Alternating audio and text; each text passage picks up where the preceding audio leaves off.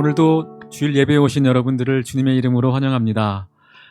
앞뒤 좌우 분들 돌아보시면서 우리 주님과 동행하십시다. 한번 인사하실까요? 네, 우리 한 걸음 한 걸음 같이 가십시다. 한번 인사합시다. 예, 우리 다 같이 일어서셔서 찬양하시겠습니다.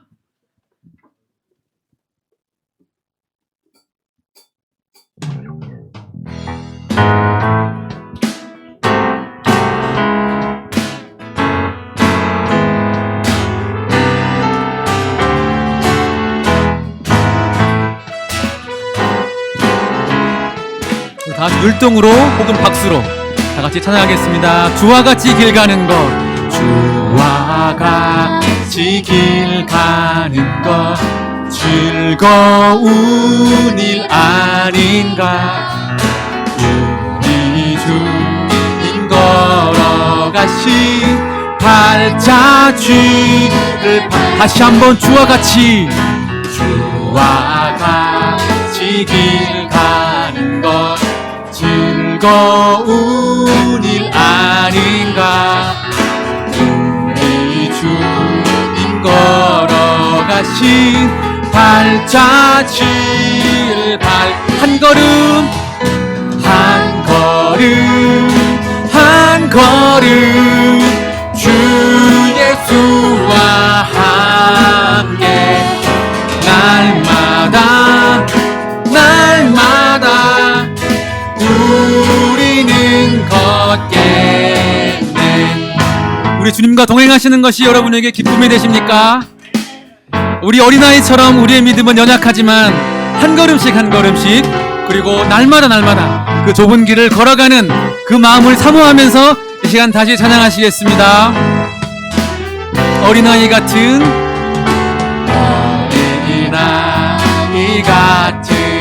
우리 미련하고 약하나 주의 손에 이끌리어 생명길.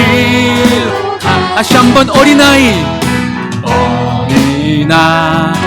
같은 우리 미련하고 약하나 주의 손에 이끌리어 생명길로 가게. 한 걸음 주 예수와 함께 날마다 우리는 걷게. 다시 한번 한 걸음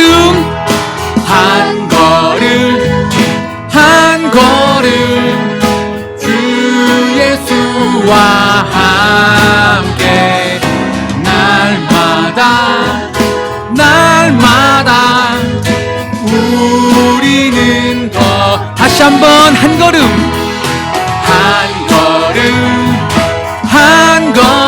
주 예수와 함께 날마다 우리는 걷겠네.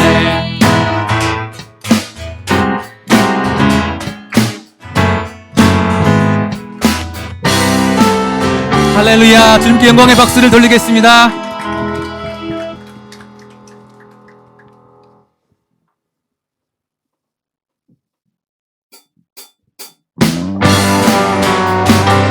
다 같이 박수 치시면서 날 구원했으니 어찌 잠잠하리. 기쁨에 찬송 드리리. 다시 한번 주 내 죄 사했으니 어찌 잠잠하리. 기쁨에 경배 드리리. 주를 향한 나의 사랑 멈출 수 없네.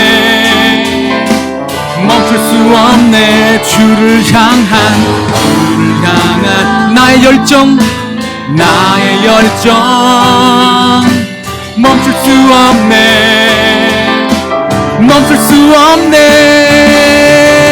나 기쁨에 춤추리. 내 모든 슬픔 바꾸셨네. 나 기쁨에 춤추리. 내 모든 삶 주 안에 있네. 다시 한번 고백하겠습니다. 주 날 구원하였으니, 주 날 구했으니 어찌 잠잠하리. 기쁨에 찬송 드리리. 아멘. 내 제사했으니 어찌 잠잠하리. 기쁨에 경배 드리리. 주를 향한 나의 사랑 멈출 수 없네. 멈출 수 없네. 다시 한번 주를 향한 나의 열정, 나의 열정 멈출 수 없네. 멈출 수 없네. 나 기쁨에 춤추리. 내 슬픔 바꾸셨네.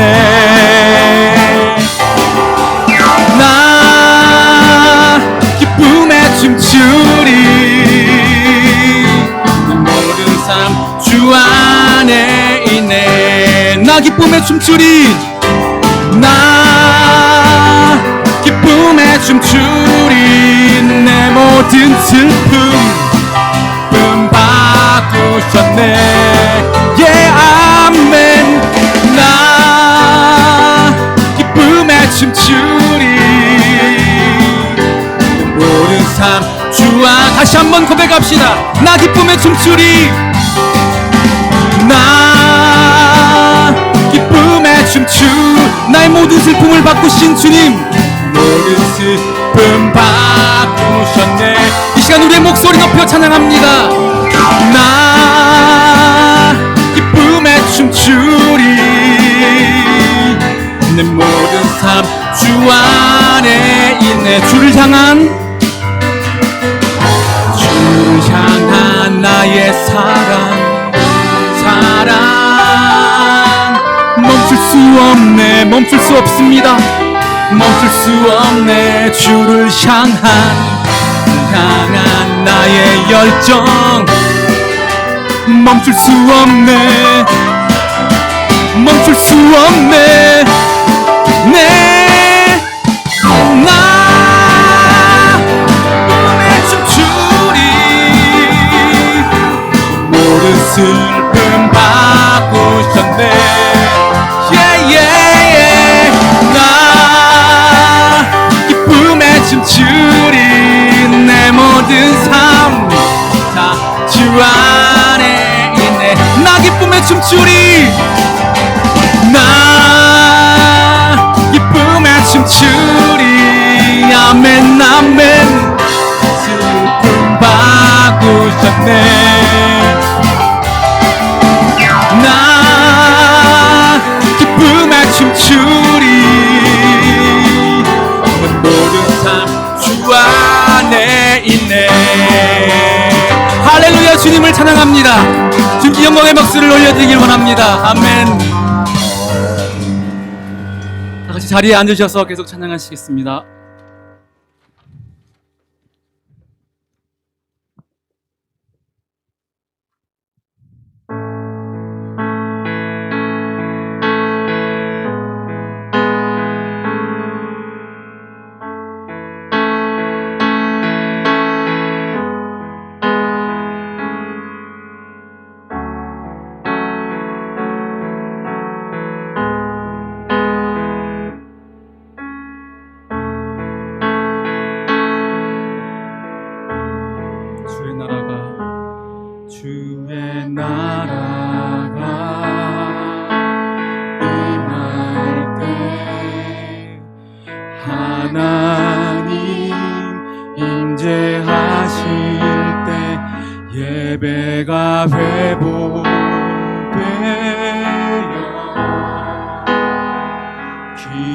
기적은 일어나네.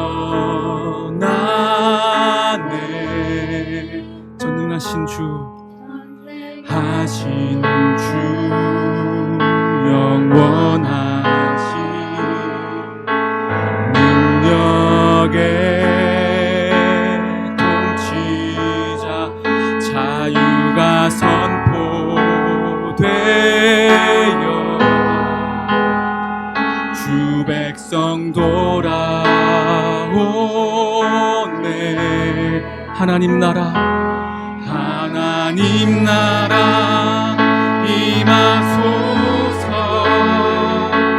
영광과 존귀, 능력과 위엄, 놀라운 사랑의 기적의 하나님, 지금 이곳에 오소서.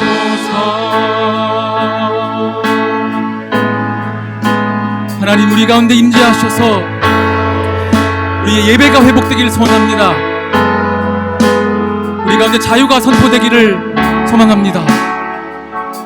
우리 가운데 하나님 나라 임하셔서 그 영광과 존귀와 능력을 우리가 보기를 소원합니다. 다시 한번 찬양하겠습니다. 주의 나라가, 주의 나라가 임할 때, 하나님 임재하실 때, 예배가 회복되어 기적은 일어나네.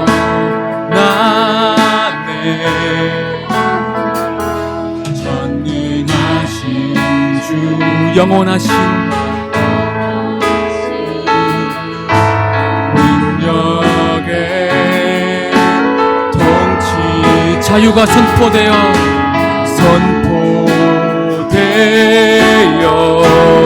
주 백성 돌아오네. 하나님 나라, 하나님 나라 임하소서. 영광과 존귀, 능력과 위엄, 놀라운 사랑의 기적의 하나님, 지금 이곳에 오소. 다시 한번 하나님 나라, 하나님 나라 임하소서. 영광과 존귀, 능력과 위엄, 놀라운 사랑의 기적의 하나님, 지금 이곳에 오소서. 주 높고 위대하심을, 주 높고 위대하심을 크게 외쳐 선포하네. 만왕의 왕 주 하나님, 지금 오소. 다시 한번 주 높고 위대하심을, 주 높고 위대하심을 크게 외쳐 선포하네. 만왕의 왕 주 하나님, 지금 다시 한번 우리 두 손 들고 찬양합시다. 주 높고 위대하심을, 주 높고 위대하심을 크게 외쳐 선포하네. 만왕의 왕 주 하나님, 지금 오소서.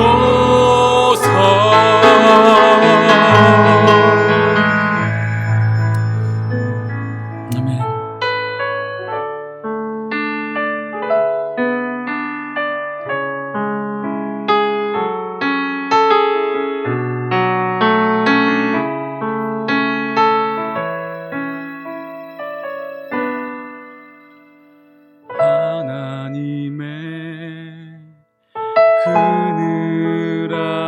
아래 내 모든 것 다 내려놓고 나 잠잠히 주를 묵상하네.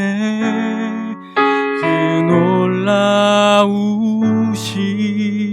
은혜를 끝이 없는 주의 사랑 강물 되어 흘러 내 영혼에 자유함 주시네. 날 새롭게 하시네.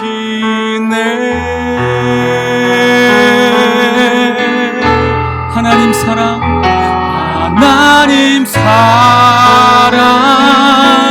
그 사랑 날 자유케 하네. 하나님 사랑, 그 사랑 날 회복해 하네. 우리 주님의 그 품 안에서 다시 노래하겠습니다. 하나님의 그늘 아래 내 모든 것 다 내려놓고 나 잠잠히 주를 묵상하네. 그 놀라우신 은혜 끝이 없는 주의 사랑 강물 되어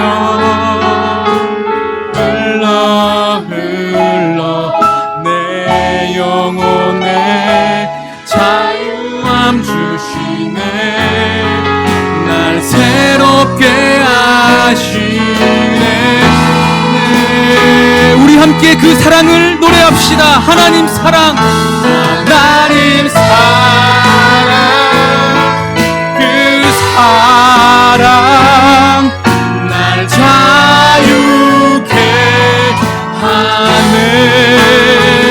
하나님 사랑, 그 사랑 날 회복해 하네. 우리 다시 한번 믿음으로 고백하겠습니다. 하나님의 그늘 아래, 하나님의 그늘 아래 내 모든 것 다 내려놓고 나 잠잠히, 우리 잠잠히 주님께 나아갑니다. 그 놀라우신 은혜를 끝이 없는 주의 사랑 강물 되어 흘러 내 영. 오늘도 우리에게 자유함 주시는 주님, 이 어두운 세상 가운데서 우리로 진리로 자유케 하여 주시옵소서. 우리 믿음으로 함께 선포합시다. 하나님 사랑, 하나님 사랑, 그 사랑 날 자유케 하네. 하나님 사랑, 그 사랑 날 회복해. 다시 한번 하나님 사랑, 하나님 사랑, 그 사랑 날 자유케 하네.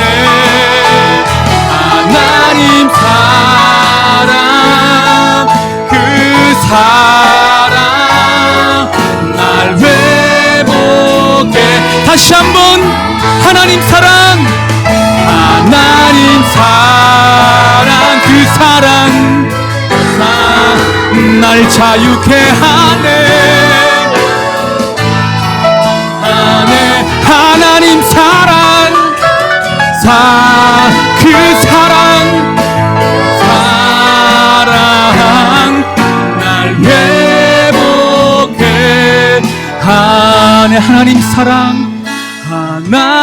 사랑 그 사랑 날 자유케 하네 하나님 사랑 그 사랑 날 회복해 하네.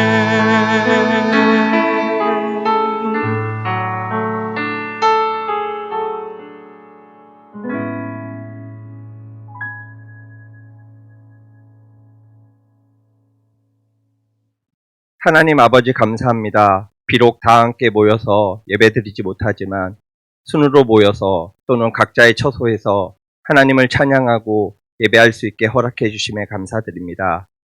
저희가 올리는 이 예배를 기뻐 받아 주시옵소서. 저희가 이 예배를 통해서 말씀을 깨닫고 하나님을 경험하게 하여 주시옵소서. 저희가 말씀을 읽어 옳고 그름을 알지만 세상 정욕과 욕심으로 주신 말씀대로 행하지 못했음을 고백합니다. 복잡한 세상 일에 빠져 중요한 하나님을 잊고 사는 저희를 용서하여 주시옵소서. 말씀에 순종하지 않고 제 눈에 보기 좋은 것을 탐하고 구했음을 회개합니다. 자기 욕심대로 하나님께 표적을 구했음을 고백합니다. 저희가 말씀을 주야로 묵상하고 말씀이 삶의 중심이 되도록 저희를 인도하여 주시옵소서. 말씀을 통하여 새로운 사람이 되도록 변화시켜 주시옵소서. 세상적인 욕심과 필요보다 성령님을 구하는 자가 되게 하여 주시옵소서. 다른 사람들과 비교하고 이웃을 시기하지 않게 하시고 이웃과 형제를 용서하고 세상 시험에 굴복하지 않게 지켜 주시옵소서. 하나님의 선하심과 긍휼하심을 닮아 어려움에 당한 이를 불쌍히 여겨 도움과 사랑을 베푸는 자가 되게 하여 주시옵소서. 다른 이를 위해 간절히 기도하는 자가 되게 하여 주시옵소서. 저희 속에 살아계신 예수님의 빛으로 저희의 삶을 채워주시옵고 죄로 인해 어두워진 눈을 밝혀주시옵소서. 날마다 주님을 더 사랑하게 하시옵고 세상에 나아가 빛과 소금으로 주님께 받은 사랑을 전하는 자가 되게 하여 주시옵소서. 어려움에 처한 이를 위해 기도드립니다. 경제적으로 힘들어서 몸이 병들어서 다른 이에게 마음이 상하여서 가족과 멀리 떨어져서 또 다른 여러 가지 이유로 낭망에 빠진 성도들을 위하여 기도합니다. 하나님, 그들의 작은 신음소리에도 응답하여 주시고 그들을 긍휼히 여겨주셔서 그들의 간절한 기도를 들어주소서. 주님의 얼굴을 그들에게 비추사 회복시켜 주시고 모든 묶임에서 자유케 하여 주소서. 병든 자가 고침을 받고 심령이 회복되고 가정이 회복되는 놀라운 역사가 일어나게 하여 주시옵소서. 다음 세대를 위해 기도합니다. 우리 아이들이 이 땅에서 자라날 때 가정에서나 학교에서나 언제나 말씀으로 양육되게 하여 주시옵고 세상의 성공과 출세만을 목표로 성장하지 않게 하시고 하나님을 사랑하는 하나님이 기뻐하는 자녀로 양육되게 하소서. 그래서 마침내 하나님께 비전을 받아 크게 쓰임받는 자녀가 되게 하여 주시옵소서. 하나님, 한국 땅을 위해 기도드립니다. 모든 지도자들이 하나님을 알고 경외하며 하나님의 말씀대로 통치되는 땅에 되게 하여 주시옵소서. 무엇이 옳고 그른지 알지 못하는 혼란한 세상에서 오직 말씀만 믿고 따르는 분별하는 영을 부어주시옵고 모든 백성들이 하나님을 알고 복음을 믿는 자들로 변화시켜 주시옵소서. 지금 이 어려운 시기에도 주님이 주신 사명으로 세상 곳곳에 흩어져 묵묵히 하나님의 일을 해나가고 있는 하나님의 사역자들을 위해 기도드립니다. 성령님, 그들과 동행하여 주셔서 어떠한 어려운 가운데서도 하나님의 말씀의 능력으로 맡은 사역을 능히 감당할 수 있게 하여 주시옵소서. 하나님, 오늘 설교하시는 목사님과 함께 하여 주셔서 말씀이 선포되어질 때 하나님의 능력이 나타나게 하여 주시고 또한 저희들의 듣는 귀가 열게 되어서 하나님의 말씀을 마음 깊이 깨달아 말씀에 즉각 반응하고 순종하여 그 삶이 변화되게 하여 주시옵소서. 이 모든 말씀 저희를 너무 사랑하셔서 모든 것을 내어주신 예수 그리스도의 이름으로 기도드립니다. 아멘.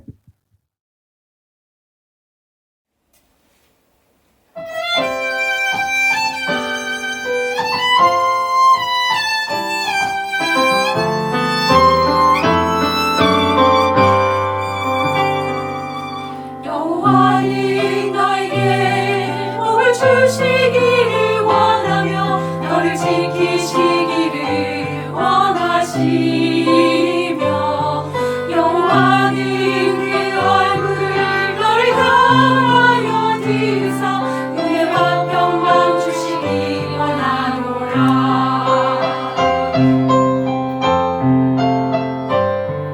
여호와는 너에게 복을 주시기를 원하며 너를 지키시기를 원하시며 여호와는 그 얼굴을 너를 향하여 드사 은혜와 평강 주시기 원하노라. 너를 보배롭고 존귀하게 여기시는 하나님이 내 삶 속에서 이 약속을 진실하게 이루시리. 땅에 기름진 곳으로 하늘의 신령한 곳으로 너를 복주시고 지키실 하나님이 너의 영혼 살리도록 은혜 베푸시며 평강으로 인도하시리.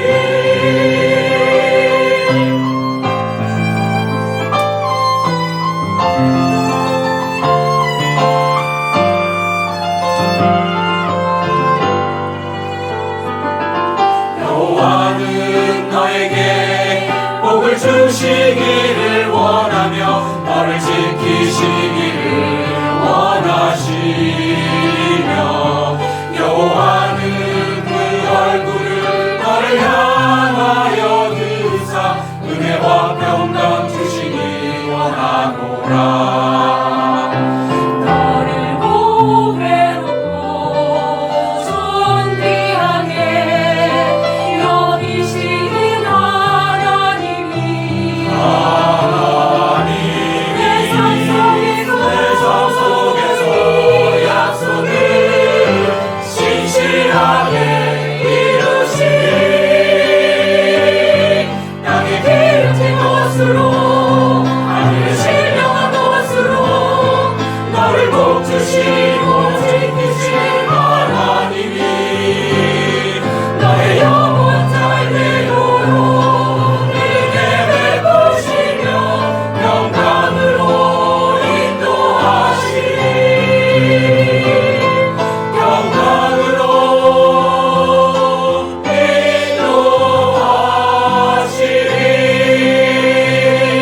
인도하시리.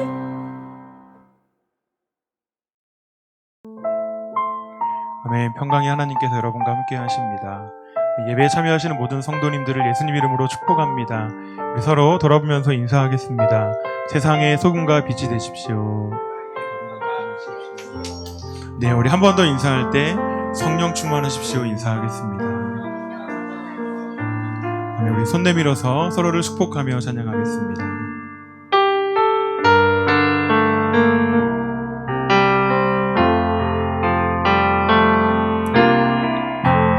너의 모습 속에 보이는 하나님 영상 아름다워라. 존귀한 주의 자녀 됐으니 사랑하면서 한 번 더 우리의 예배 중에 임하신 하나님 영광 아름다워라.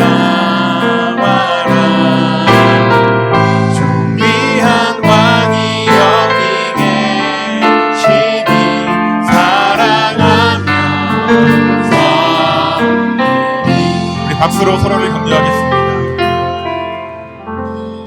네, 교회 소식 전하겠습니다.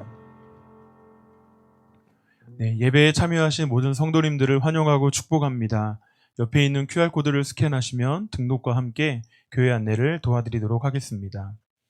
네, 오늘 함께 하나님 주신 말씀을 읽도록 하겠습니다. 시편 11편 1절에서 7절까지입니다. 시편 11편 1절에서 7절까지.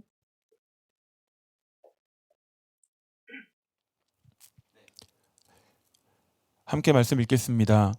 내가 주님께 피하였거늘 어찌하여 너희는 나에게 이렇게 말하느냐. 너는 새처럼 너의 산에서 피하여라. 악인이 활을 당기고 시위에 활을 메워서 마음이 바른 사람을 어두운 곳에서 쏘려 하지 않느냐. 기초가 바닥부터 흔들리는 이 마당에 의인인들 무엇을 할 수 있겠느냐. 주님께서 그의 성전에 계신다. 주님은 그의 하늘 보좌에 앉아 계신다. 주님은 그의 눈으로 사람을 살피시고 눈동자로 꿰뚫어 보신다. 주님은 의인을 가려내시고 악인과 폭력배를 진심으로 미워하신다. 불과 유황을 악인들 위에 비 오듯이 쏟으시며 태우는 바람을 그의 잔의 몫으로 안겨주신다. 주님은 의로우셔서 정의로운 일을 사랑하시는 분이시니 정직한 사람은 그의 얼굴을 뵙게 될 것이다. 오늘 우리가 그리스도인으로서 반드시 해야 될 일은 무엇일까? 이 부분을 다시 한번 말씀을 드리고자 합니다. 이미 계속 반복하고 있는 주제입니다. 오늘을 살아가면서 그리스도인들이 해야 할 일이 많지만 이것만은 잊지 말고 반드시 해야 된다. 이 부분이 무엇인가? 그것을 한번 살펴보고자 합니다. 이 부분을 생각하다가 시편 11편에서 유사한 장면이라고 생각되는 부분을 발견하게 됐습니다. 그래서 시편 11편을 한번 같이 읽겠습니다. 이런 상황입니다. 내가 주님께 피하였거늘 어찌하여 너희는 나에게 이렇게 말하느냐. 너는 새처럼 너의 산에서 피하여라. 악인이 활을 당기고 시위에 화살을 메워서 마음이 바른 사람을 어두운 곳에서 쏘려 하지 않느냐.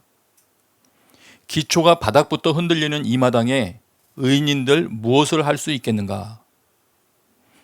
지금 이 시는 다윗이 쓴 시입니다. 믿음의 선배라고 그냥 호칭을 하고 싶어요. 우리의 믿음의 선배가 주님께 피했다는 것은 주의 말씀대로 사는 것이 가장 안전하다고 판단되어서 주님을 신뢰하기로 한 거거든요. 주의 말씀을 택하기로 한 것입니다. 그런데 그 믿음의 선배에게 사람들이 조언을 합니다. 너는 네가 피한 곳에서 도망가라, 피해라. 그러면서 이유를 두 가지를 이야기합니다. 2절입니다. 지금 상황은 이렇다. 악인이 활을 당기고 이 화살을 잘 겨냥해서 마음이 바른 사람을 쓰러뜨리려고 한다. 은밀한 곳에서 쓰러뜨리려고 하는 그런 세상이다. 그리고 또 한 가지는 아주 결정적으로 이들이 이 믿음의 선배한테 이야기해주고 있는 것은 지금은 기초가 바닥부터 흔들리고 있는 마당이다. 이 부분을 개역개정으로는 이렇게 번역을 해놨습니다. 터가 무너지면 의인이 무엇을 하랴. 참 실감이 나는 표현입니다. 이 말은 이런 말입니다. 의인은 하나님의 말씀 따라 살기로 결정한, 서약한 이런 말씀을 따라 살기로 한 그런 사람인데 이 땅에서 하나님의 말씀대로가 집행이 안 되는 것 같은 겁니다. 예, 그걸 터가 무너졌다. 하나님의 공의는 집행이 되지 않는 사회. 그렇기 때문에 이런 모습들을 주변 사람들도 보면서 지금 이 믿음의 선배에게 이야기를 하는 겁니다. 너 하나님 말고 다른 곳으로 피해라. 이 말을 조언하고 있는 거예요. 이 메시지를, 이런 말을 좀 전하는 사람이 다 도덕적으로 악한 사람이라 이 말을 하고 있지는 않을 겁니다. 왜 그러냐면 방금 전에 읽었던 2절과 3절 같은 이런 일이 발생했기 때문에 인간적으로 아끼는 마음에서 조언하고 있을 수도 있어요. 어쩌면 친한 친구들이 이 선한 믿음의 선배를, 믿음의 사람을 바라보면서 정말 아끼는 마음에서 조언하고 있는 말일 수도 있어요. 지금은 그렇게 순진하게 살면 안 돼. 지금 어려운 세상이야. 너 그 길을 떠나야 돼. 이런 말을 조언해주고 있는 거예요. 그러나 분명한 거는 그들은 하나님을 피난처로는 여기지 않고 있다. 이것만은 명확한 거죠. 말씀대로 사는 것이 길이라고는 인정하지 않는 사람들이다. 그것만은 명확합니다. 하나님의 법이 이 땅에 시행되지 못하는 것 같아 보일 때 말씀을 붙들고 살겠다고 한들 이 연약한 사람들이 뭘 할 수 있겠느냐, 이런 조언을 하는 겁니다. 그런데 이런 메시지는 이 당시뿐만 아니라 지금도 어떤 사람들의 특정인의 말로만 우리에게 전달되어 오는 게 아니고요, 이 땅에 가지고 있는 이 문화를 통해서도 압박을 해옵니다. 문화 메시지가 있는 겁니다.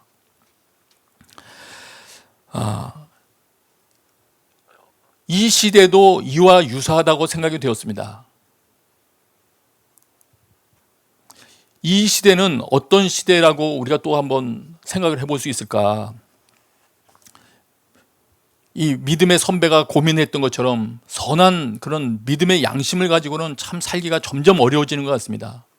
여러 굴곡이 역사 속에서 있었지만 최근만 우리가 놓고 본다 하더라도 한 70년대 이후부터는 점점 더 이런 흐름이 거세지는 것처럼 느껴집니다. 이게 세대의 특징이 되고 있는 것 같습니다. 그런데 이런 문제가 있고 사회가 이렇게 될 때, 또 교회에도 여러 가지 그 어려움이 다가올 때, 이런 문제를 두고 많은 기독교인들은 가정에서의 신앙교육을 문제 삼았었습니다. 가정교육이 잘못되었기 때문이다.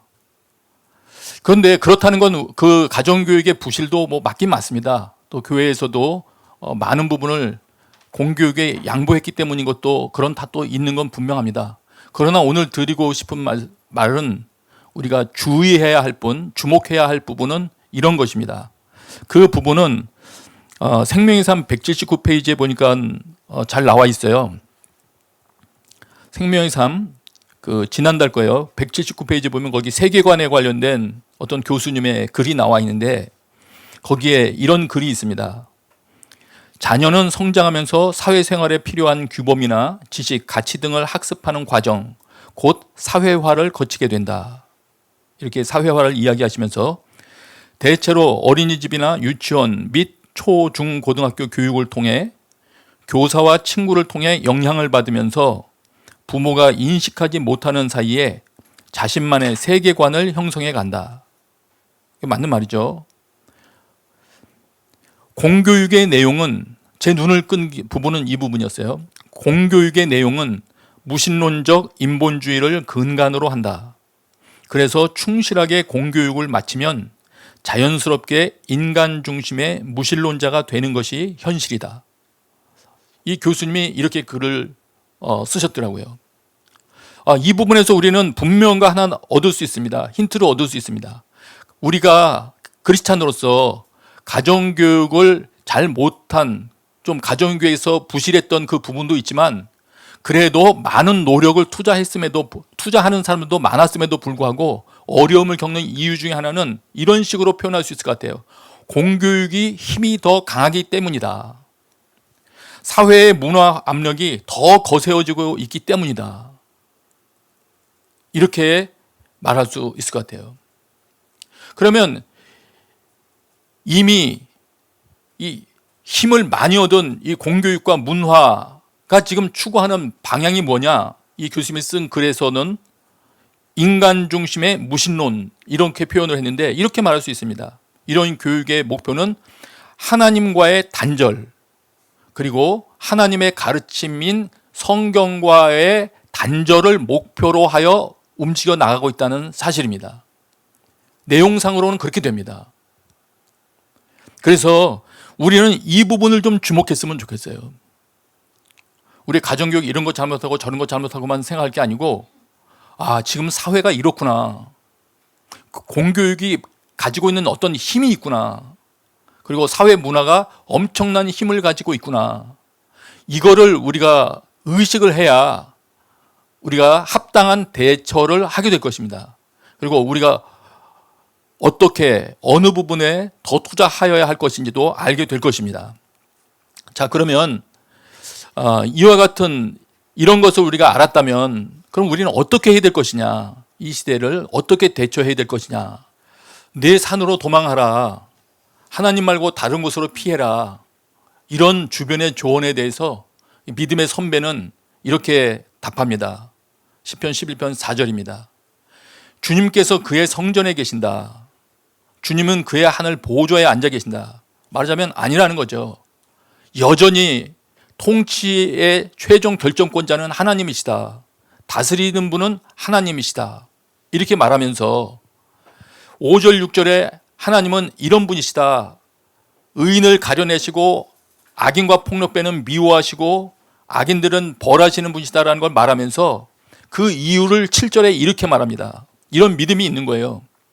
왜 그러냐면 주님은 의로우셔서 정의로운 일을 사랑하는 분이시니 정직한 사람은 그의 얼굴을 뵙게 될 것이기 때문이다. 이런 말을 하는 거예요.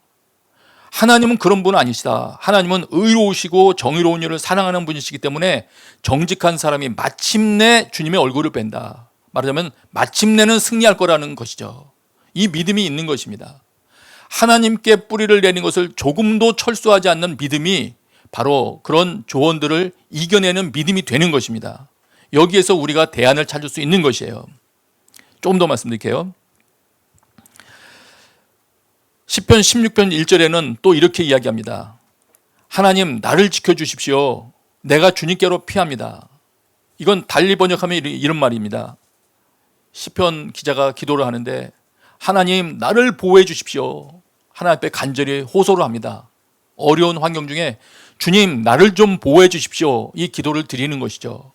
그런데 그 근거가 이것입니다. 내가 주님께로 피하지 않습니까? 이런 말을 하는 거예요. 그렇습니다, 여러분.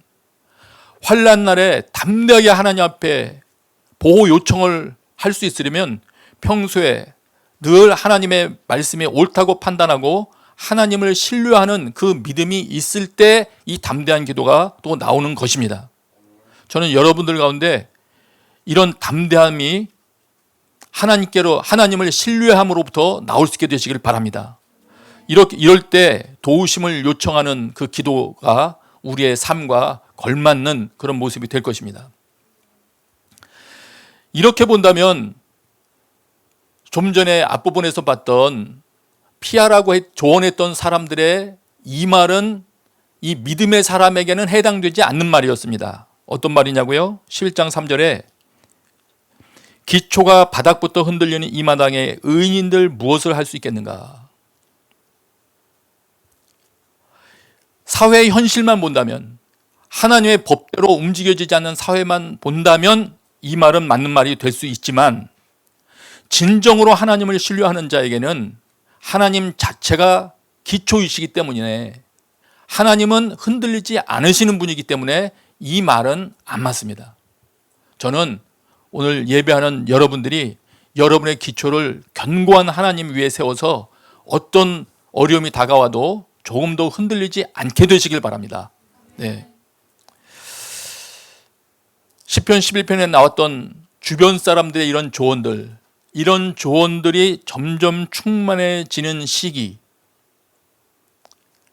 이렇게 말하기도 두려워한다면 문화적인 압박이 이런 메시지를 우리 안에다가 밀어넣고 있는 이런 시기에 우리가 하나님이 누구신지를 정말 알지 못한다면 우리는 우리가 보기에 피하기에 그럴듯해 보이는, 나를 보호해 줄만 해 보이는 곳이 있다면 그곳을 피난처로 삼고 그곳에 들어가기 위하여 하나님을 버리고 떠나갈 겁니다. 그렇게 되면 안 되겠죠.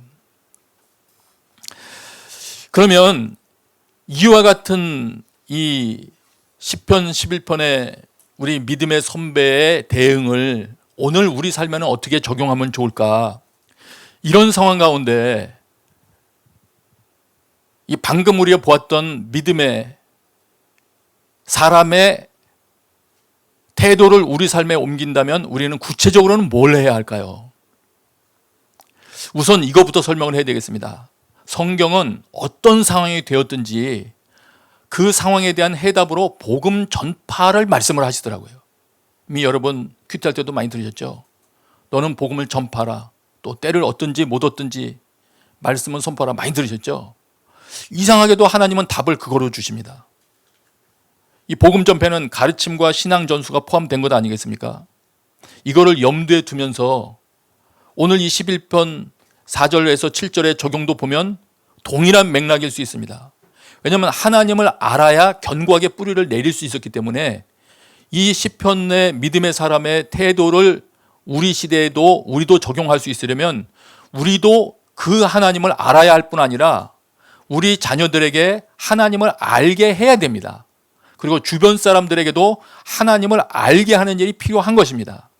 하나님만이 영원한 피난처시라는 것을 알려야 되는 겁니다. 그리고 하나님의 가르침만이 영원한 변함이 없는 진리라는 것을 가르쳐야 되는 것입니다. 이것이 전제가 됩니다. 네. 그럼 이 하나님을 알게 하는 일을 이것을 우리가 해야 되는데 이걸 달리 풀어 말하면 이렇게 됩니다. 우리가 조금 전에 말한 것처럼 복음을 전파하는 일, 복음을 전파하는 것을 우리 수직으로 우리 가정에서 생각한다면 가정에서 신앙 전수하는 일, 또 가정이 없는 분들은 자기 가정 없다고 이런 설교에 또 부담 갖지는 마세요. 차세대도 있고요.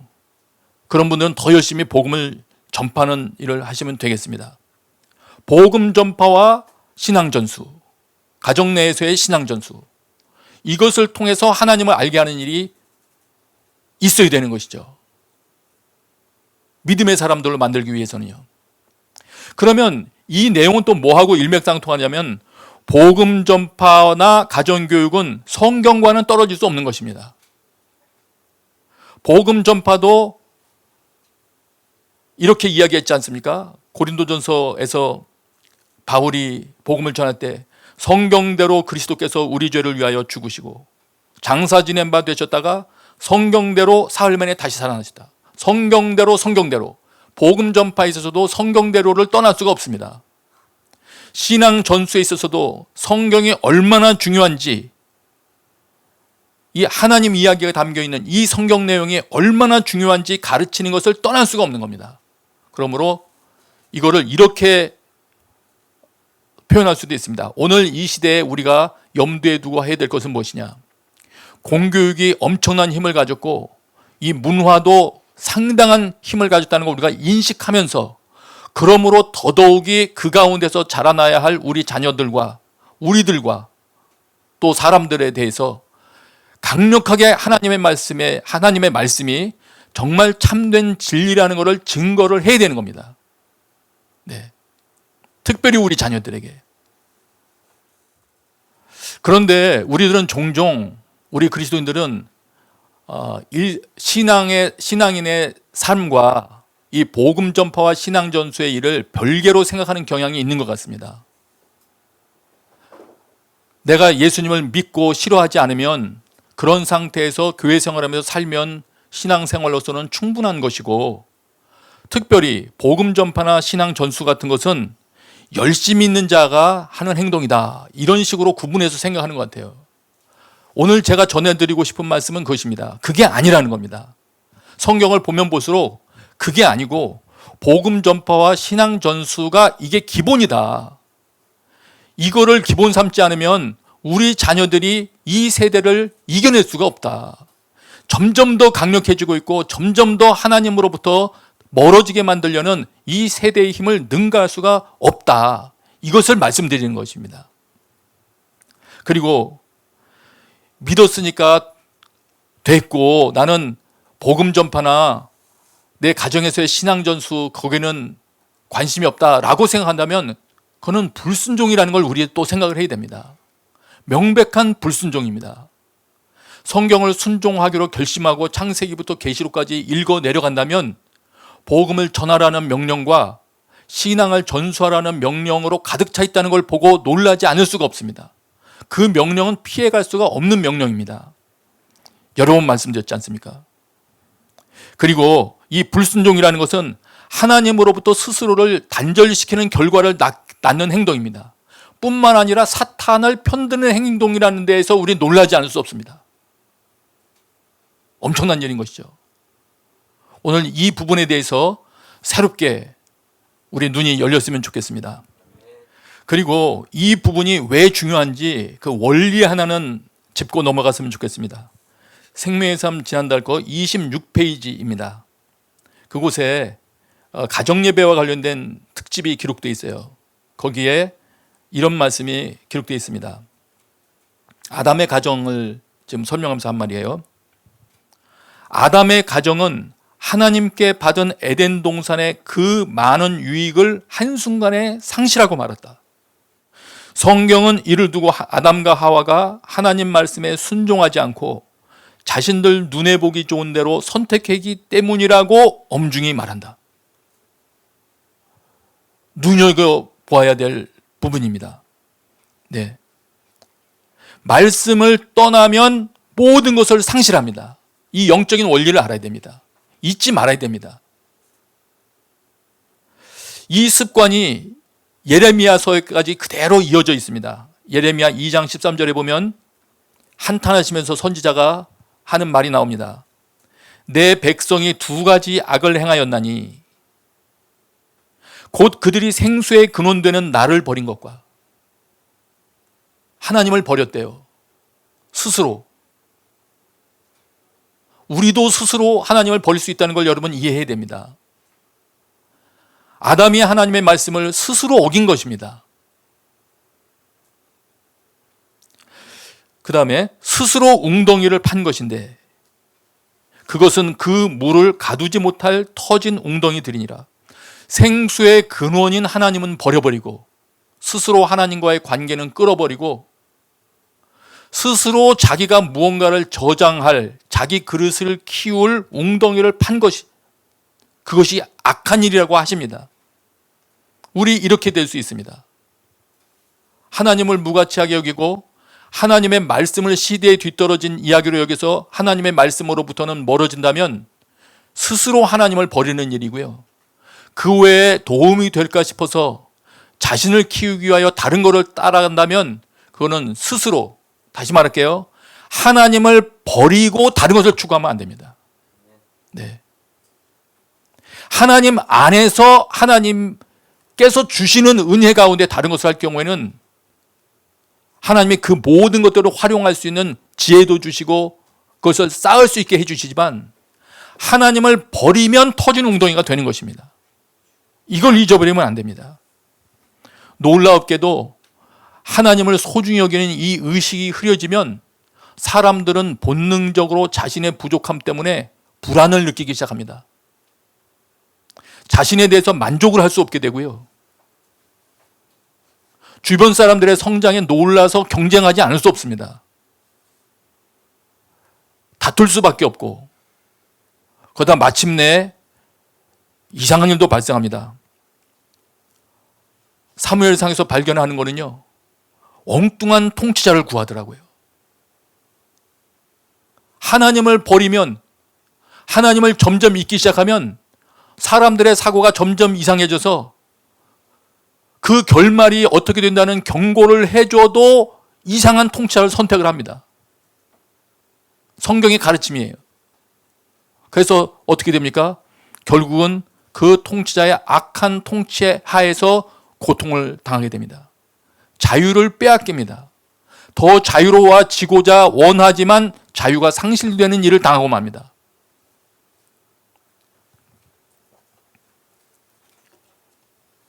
요약하겠습니다.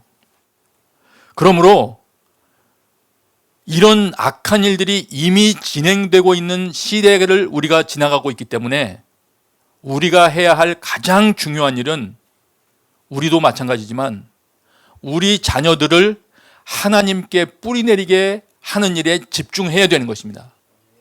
이것은 반드시 해야 되는 것입니다. 이거는 다른 표현으로 하면 성경을 인정하는 자로, 실제로 인정하는 자로 자라게 해야 된다는 것이 지금 제가 말하는 것의 핵심입니다. 어떤 분들은 이렇게 말할 거예요. 아니에요. 내 자녀는 교회 잘 다니고 있어요. 예수님 믿고 있어요. 큐티도 해요. 큐티방에도 참석하고 있어요. 교리학교 했어요. 그런데 여러분, 제 마음속에 의심이 생기더라고요. 이들이 정말 하나님을 믿으면서 저 행위를 하고 있는 걸까? 우리 자녀들이 생각하는 하나님을 믿는다는 건 뭘 의미할까? 내 자녀들이 붙들고 읽는 그 성경에 대해서는 어떤 생각을 가지고 대하고 있는 것일까? 부모 여러분, 검토해 보셔야 됩니다. 검토해 보셔야 돼요. 우리 청소년 여러분과 학생 여러분들, 제가 말합니다. 여러분들이 어떤 죄 지을 순간에 말씀이 떠올라야 돼요. 말씀 대략 떠올라서 그래도 용서를 구하면 용서해 주셔, 이런 식으로 하고 다 합법화되는 되는 그런 말씀이 떠오르는 게 아니고요. 강력한 말씀으로 인해서 자기 죄 지을고자 할 그 마음에 브레이크가 걸려야 됩니다.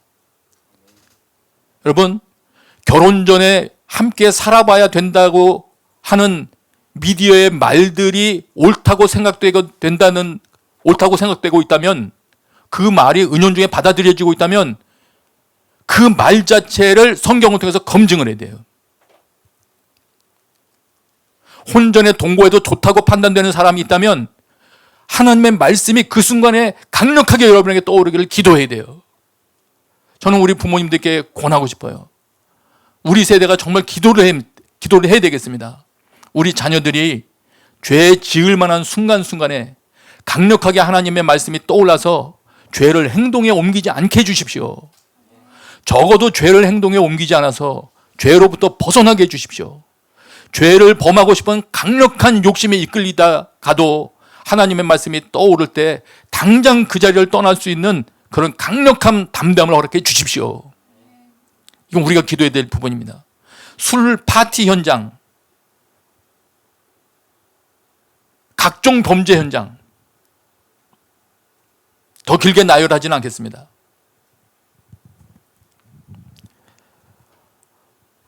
서울에서 어떤 목회자들이 참여하는 프로그램에 참여해야 되기 때문에 줌으로라도 참여해야 돼서 오래전에 하셨던 하용조 목사님의 설교 말씀을 들었어요. 근데 말씀 중에서 하용조 목사님께서 오래전에 고민하셨던 말씀을 강력하게 선포하시더라고요. 정말 교회가 세상을 이길 수 있냐? 주일날 모이고 수요일날 모이고 금요일날 처리하면 세상을 이기냐? 순리하면 세상을 이기는 거냐? 이러면서 여러 말씀을 하셨어요. 물론 형식적으로만 그러면 이길 수 없을지도 몰라요. 그러나 성경에서 가르쳐 주신 대로, 성경에서 원하는 순모임, 성경에서 원하는 예배, 그거를 우리가 드리기로 사모하여 우리 삶에 적용하기 시작한다면 그 가운데서 우리는 새로운 길을 발견하게 될 것입니다. 저는 그 말씀을 이렇게 봤어요. 그렇다. 우리가 그냥 모였다 헤어진다면 세상을 이기지 못할 수 있다. 그렇기 때문에 우리는 점검하면서 나의 자녀의 마음속에 하나님 말씀이 심겨지고 싹이 나고 있느냐? 우리 교회 성도들 마음속에는 하나님 말씀이 심겨지고 싹이 나서 자라고 있느냐? 피차 서로 돌아보며 이거를 확인을 해야 될 것입니다. 그래서 우리가 하나님의 말씀으로 무장되고 하나님의 말씀이 우리의 절대적인 기준이 되고 그 말씀대로 정말로 살아가는 것이 우리의 목표가 된다면, 그래서 하나님께 정말 뿌리 내린 그런 가정과 집단이 된다면 여러분의 가정을 통해서는 분명히 승리를 거둘 수 있게 될 것입니다. 어떤 사람인 경우는 이럴 수도 있을 것입니다. 정말 의회 전파자처럼 그렇게 노력을 했는데도 사회를 바꾸지 못한 것 때문에 애통해할 수 있을 거예요. 그러나 그런 분들께는 이 상황을 말씀드리고 싶어요. 의회 전파자였던 노아는 그렇도록 전파했지만 세상을 구하지는 못했습니다. 그러나 중요한 것, 그와 그의 가정은 구원되었으며 그것을 그루터기로 하여 혹은 새로운 씨앗으로 하여 하나님의 계획을 다시금 시작할 수 있는 그런 가정이 되었다는 것이에요. 이건 중요한 것입니다. 하나님은 그런 식으로 쓰실 수 있는 것입니다. 또 이런 생각이 들었어요. 이런 일들은 기도가 아니면 이루어질 수 없다. 그래서 전에는 우리 자녀들 위해서 기도합시다 이런 말씀 드렸었는데 이제는 그것만으로 안 되겠더라고요. 저는 권하기는 이런 걸 권하고 싶어요. 자기의 자녀들뿐만 아니라 우리 같은 순에 있는 타인의 자녀를 위해서도 이름 써놓고 기도를 해야 되겠구나. 여러분 우리 그렇게 합시다. 최근에 크고 작은 기도 모임들에 많이 여러분들 관심을 가지고 또 참석해 주셔서 감사합니다. 이런 일들을 더 점점 많이 만들어 나갈 것입니다. 그 만들어 나가는 모든 모임에 여러분 성도들 다 참여하라고 만드는 건 아니에요. 그렇게 할 수는 없을 거예요. 그러나 마음속에 원하는 거는 있습니다. 그 시간이 새벽이 되었던 심야가 되었던 낮이 되었건 언제가 되었던 들어갈 수 없는 틈, 그냥 모이기만 해서는 들어갈 수 없는 그 틈까지라도 들어가서 우리 성도들의 영혼을 깨우고 싶은 마음은 있어요. 서로 도전하는 거죠. 서로를 일깨워서 하나님 앞에 다시 한번 기도하는 것을 다짐하고 서로의 자녀와 가정을 위해서 기도하는 거예요. 하나님이 역사하시기를 기대하는 것이죠. 목표는 단 한 가지입니다. 하나님, 우리의 자녀들이, 우리 교회 성도들이 진정으로 하나님께 뿌리 내리는 사람들이 되게 해주십시오. 그러지 않으면 이길 수가 없습니다. 진정으로 하나님의 말씀의 가치관이 자신의 가치관이 되지 않으면 이겨낼 수가 없습니다. 요약하고 마치겠습니다. 피조물인 사람은 하나님과 단절되면 죽습니다. 그런데 사람들의 이 우매함은 스스로 하나님과의 관계를 끊어내는 일을 한다는 것이죠. 몰라서든 엉뚱한 사람들의 조언을 듣고서든 여러분 명확히 생각해야 됩니다. 하나님의 성경의 가치관으로부터 멀어지면 그 개인과 가정과 사회는 소위 말해서 죽음이라는 현상을 향하여 질주하게 되고 맙니다. 이것이 성경의 가르침입니다. 해법은 무엇입니까? 하나님과의 관계를 끊고자 집중적으로 공략하는 많은 그런 도전들 앞에 우리의 해법은 무엇입니까? 우선 스스로 다시금 하나님께 연결되는 것입니다. 예수 그리스도를 주로 삼음으로 연결되고 우리 자녀들에게도 예수 그리스도를 주로 삼아 하나님과 관계 있는 자가 되게 하고 그 관계가 점점 더 풍성해지고 하나님의 말씀을 점점 더 소중하게 여겨서 그의 삶이 하나님의 말씀에 하나님의 생명에 견고한 뿌리를 내려서 하나님의 에너지로 하나님의 생명의 자원으로 살아가는 자가 되게 하는 것입니다. 이것이 우리가 이 시대에 해야 되는 일이고 우리의 자녀를 살리는 일이라고 할 수 있겠습니다. 이 시간에 같이 한번 기도하겠습니다. 이 시간에 기도할 때 딱 한 가지예요. 하나님, 저에게 다시 한번 눈을 열어주셔서 가정에서 내가 가정교육하려고 노력하는 것보다 또 우리 교회에서 뭔가 노력하려는 모든 노력보다 훨씬 거센 이 현대의 흐름 가운데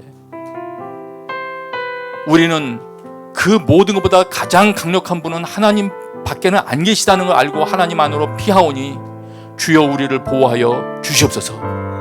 기도하겠습니다.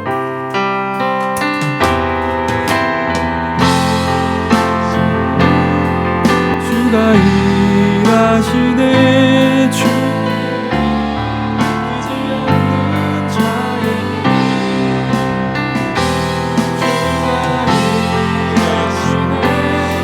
존재하는 것으로 만족하는 자가 되지 않게 하여 주시옵소서. 해를 당할까 염려하는 자가 되지 않게 하여 주시옵소서.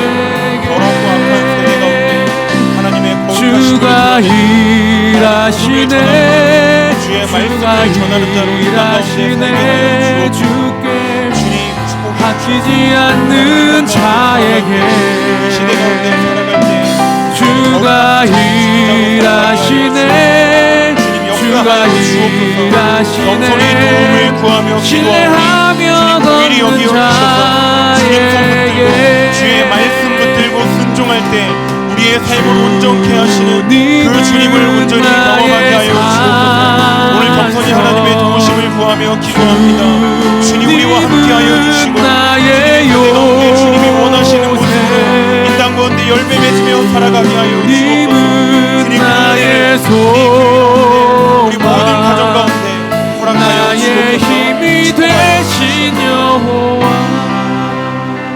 마지막으로 한 번만 더 기도할 때, 하나님, 저희가 하나님을 알되 힘써 하나님을 아는 그런 자들이 되게 하여 주옵소서.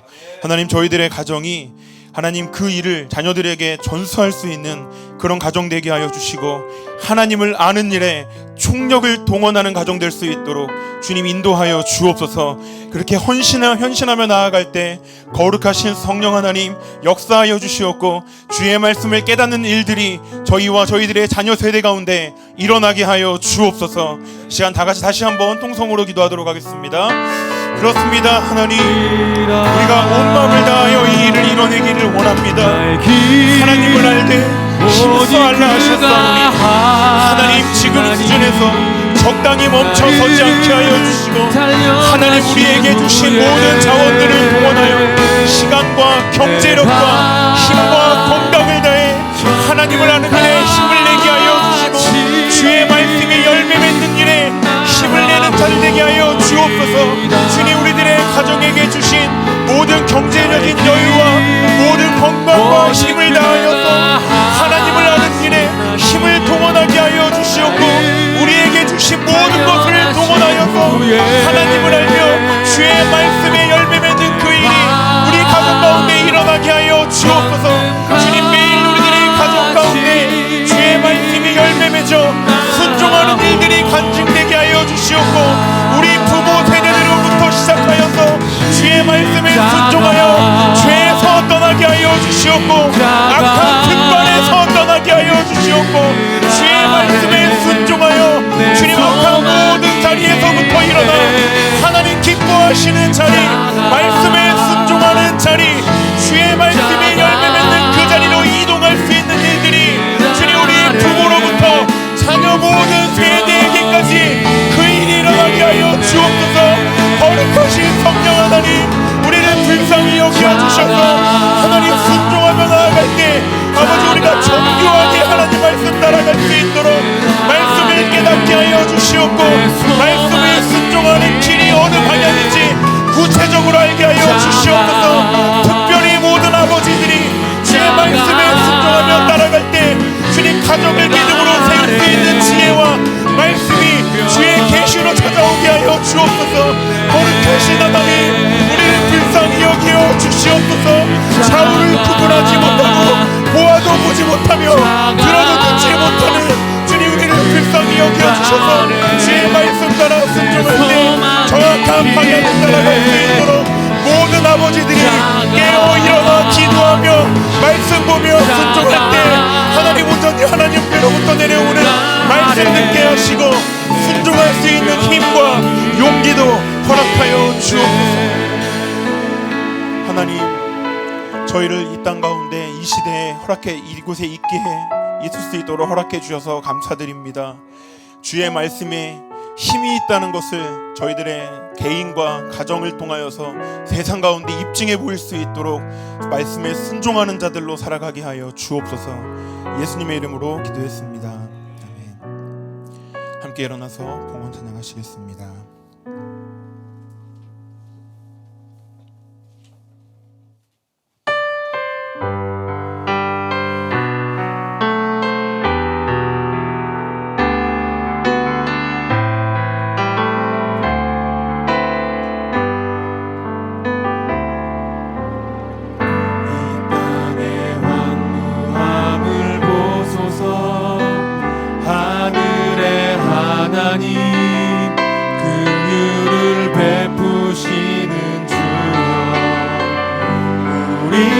죄악 용서하소서. 이 땅 고쳐주소서.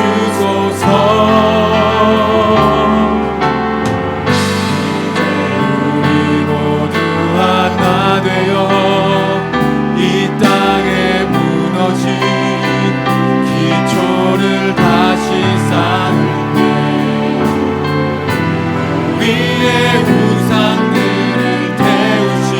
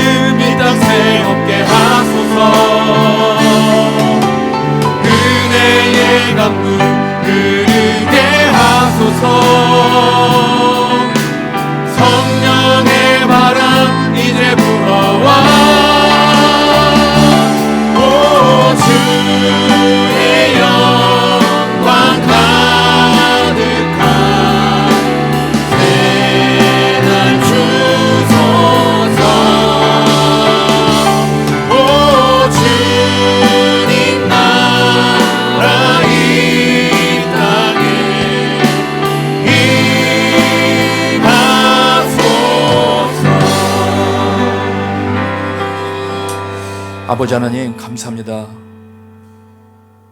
승리를 주시는 주님께 감사하는 마음으로 물질을 드린 많은 이들 기억하여 주옵시고 복음을 증거하는 일에 이 물질들이 쓰여지게 하여 주시옵소서. 이제는 우리 주 예수 그리스도의 은혜와 하나님 아버지의 크신 사랑과 성령의 교통하심이 여기 모여있는 모든 이들 위에 지금부터 영원까지 함께 계시기를 간절히 축원하옵나이다. 아멘. 다 같이 오른손 들고 찬양하겠습니다. 살아계신 주 나의 참된 소망 걱정 근심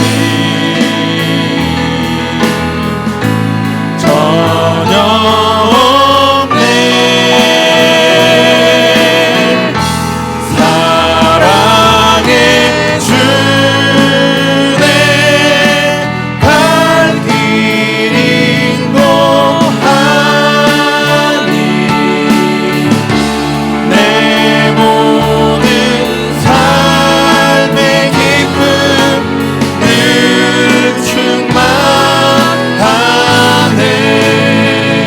살아계신 하나님께 감사와 찬양의 박수 드리겠습니다.